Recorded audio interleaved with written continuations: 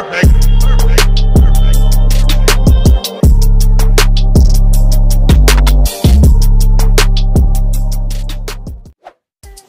Yo, Kpaceguy here. What's going on YouTube? Welcome back to the channel and welcome back to episode number 5 of Bang for Your Buck, where I go out and find speakers, receivers, TVs, speaker cables, anything out there that won't break the bank. So today we're going to talk about TCL, and this TCL 617, the R617, needs no introduction, guys. With it coming in at only $547 on Amazon.com, as of now, as of this recording, this TV is a definite bang for your buck. But why? This is the cheapest TV currently on the market, offering Dolby Vision, HDR10 support. You're getting 3 HDMIs that all support HDCP 2.2. They're all HDMI 2, and they have ARC on one of the HDMIs, so you're going to be able to return that channel to your receiver if you're using a receiver. So this TV is coming in with some pretty good high-end features for only $549. Now there are 2 different models kind of floating out there for this year, or let's just say last year's 2018 models. It's the R615 and R617. They're essentially the same thing. So if you guys are familiar with LG, they have a B8, C8, E8, and the wallpaper, things like that. They are doing the same thing here in TCL with the 615 and the 617. With LG, it's the same picture all the way across their models, but there's aesthetic that are changing. Maybe a sound bar, maybe the picture on glass, things like that. But with TCL, what they're doing is the remote. So the 615 comes with a basic Roku remote. If you're familiar with Roku sticks, it has a Roku remote. So it just has your basic buttons, your up, down, volume, left, right, things like that. And then you have your hotkeys at the bottom for Sling and things like that, Netflix. But what the R615 differs from the R617 is the voice activation on the R617, as well as night listening. So you can plug your headphones right into that remote and listen, so you don't disturb anybody else who may be sleeping or in another room. And the 615 doesn't have either of those. Other than that, they are exactly the same.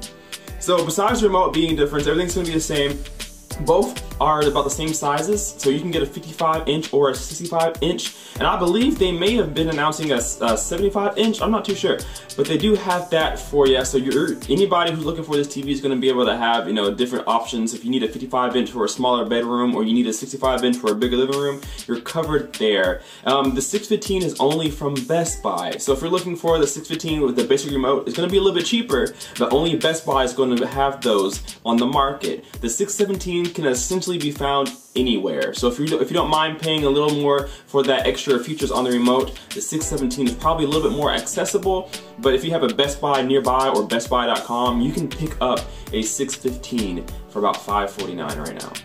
Now what further sets this television apart from other televisions around this price, or maybe even a little bit higher, is again that Roku that's built in. We did mention the Roku remote. The whole interface is a Roku stick, essentially. So if you turn on television, if you're using a Roku stick, anybody who's out there now using Roku streaming, you're gonna be right at home with the interface of this television. And if you're familiar with any streaming services at all, it's gonna feel pretty much the same. It's not as nice as maybe an LG's WebOS or Samsung's Tizen, but it's still gonna be easy to learn, no learning curve on it, straightforward, simple, simplistic, and it has a couple perks on it. It has the themes you can choose, so if you like a red theme, which is by default, if you want to change that to, maybe outer space or maybe cars or something, you can change that theme, kind of tailor it to your own personal liking. So that's kind of cool, but everything else is going to be simplistic, right there, easy for anybody to just turn on and use. And again, if you're using a Roku stick, you're going to be right at home with this. Now, there are trade-offs. Being a cheaper TV, you do have to trade off a few things. And a lot of it's going to be, brightness. Peak brightness isn't as high as other LED TVs. Peak brightness is one, sound quality is a little bit of one, but all TVs don't sound too good nowadays. But sound quality is one. The panel itself is a little bit thicker than most panels. Being a backlit TV, it's not an edge-lit television, it's a backlit TV, which is better. It's better to have backlit TV than edge-lit TV because you have more, you have local dimming, which means your blacks are going to be a little more even than they would if they were edge-lit. And you maybe have a little bit less light bleed and blooming when you're watching a dark scene or so. But you're going to have some trade-offs. Brightness is one of them. The deep blacks won't be as black.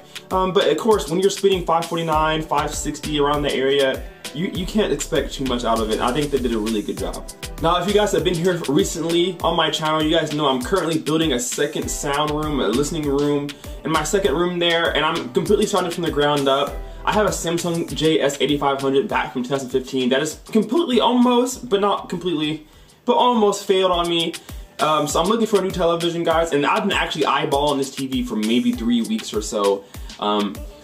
You guys think I should get it? What do you guys think? Are you guys interested in a full review of this television? I think I'm gonna get it. I'm not sure yet. I'm kind of saving up. Don't know what I really want to do first. Is it get speakers first or get a TV first? But I've been really leaning towards getting a television.